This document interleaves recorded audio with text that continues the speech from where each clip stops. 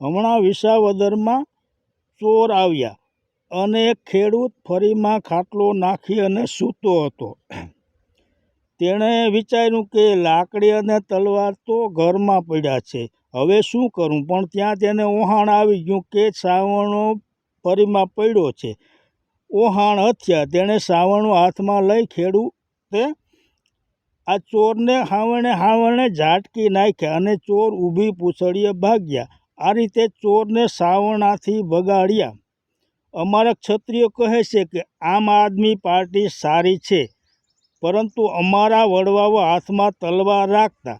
હવે સાવરણો કેમ લેવો? પરંતુ હવે અત્યારે સમય સાવરણાનો છે, માટે હાથમાં આવું તે હથિયાર લઈ લો અને આ બધા તલવારના ગાજી શકે એમ નથી. તેમને હાવણે ઝાટકી નાખો.